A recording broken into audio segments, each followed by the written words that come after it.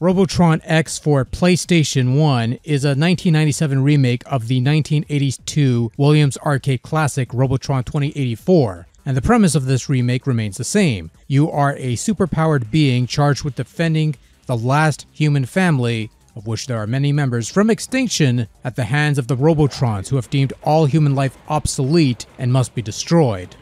In hindsight, you probably should have done it 64 years earlier, but I digress. And that's not a pun, I did the math.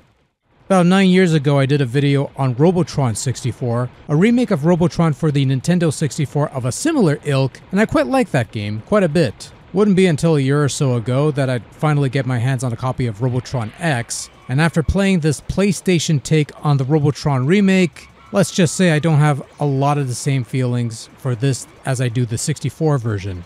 And a big part of this has to do with the camera, which isn't very good. See, everything is done with 3D graphics that make the game more dynamic and stuff. Now, Robotron 64 did a fine job with it with various camera options, but Robotron X only gives you two. The standard view, which likes to zoom in on your character and thus completely obscuring the rest of the playfield, which isn't a good thing in a game where you want as much visibility on the playfield as possible, and the jittery nature of the camera in general doesn't help matters in giving the player a clear picture of what's going on.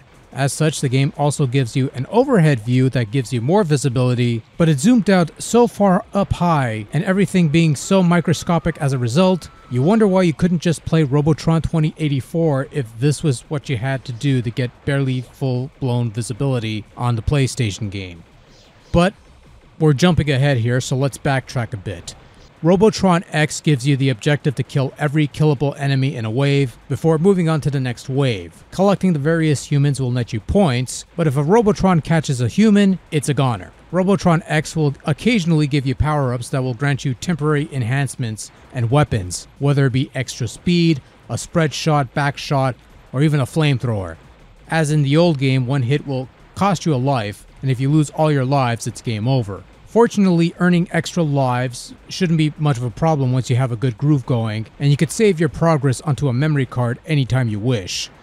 Now, this being a game that came out in the early years of PlayStation and long before DualShock became a thing, Robotron X's controls has you using the D-pad for movement and the 4 face buttons for firing your shots in any 8 directions, much like playing Smash TV on the Super Nintendo, for example. Once you get the hang of it, it actually works fairly well and almost provides a good substitute for the twin-stick control scheme that you would normally use in Robotron 2084. I say almost because there are times where I'd wish this had come out a couple years later so we'd get that DualShock support, because for a Twitch game like this, a second stick feels more natural than using 4 buttons, but at the very least, it does work, and it works fairly well, as does the gameplay of Robotron X, which manages to nail the arcade experience to a T, save for the additional bits that makes the game slightly easier for the less experienced, the power-ups and such.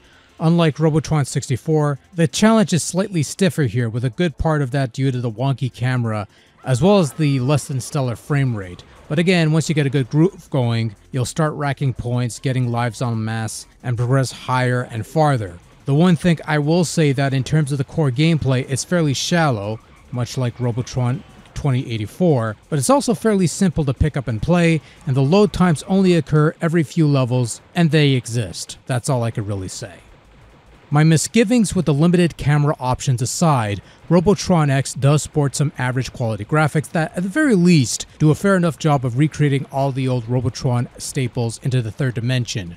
Yes, there's considerably jagged lines to be expected on a PlayStation title. Yes, there are instances where the frame rate feels a bit janky for my tastes. And yes, sometimes the distant zoom makes items farther away blend into somewhat indistinguishable multicolored blobs, so it's hard to tell a power-up from a Robotron bad guy thing. But it's still somewhat of a visual spectacle with somewhat accurate 3D recreations of the old arcade assets within the limited scope of the graphics of the game.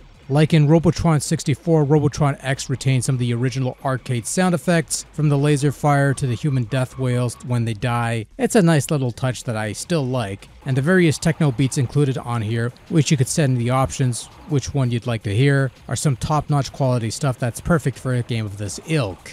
Overall, Robotron X is a serviceable remake of Robotron 2084 on the PlayStation that could have been as good as what N64 owners got with Robotron 64 if it weren't for the extremely wonky and totally worthless camera that plagues the game. Which is a shame because it's a solid package otherwise. A fine update to the old formula, some killer techno tracks, and a consistent pace of fast action. Somewhat. The only things that lets it down is the shoddy camera, and sometimes the frame rate again takes a hit, but that's not as big of a deal. Ultimately, if you want a solid remake of Robotron, I'd say go with Robotron 64 since it's a better deal. But if you're willing to put up with the camera issues of this version, then Robotron X ain't too bad either.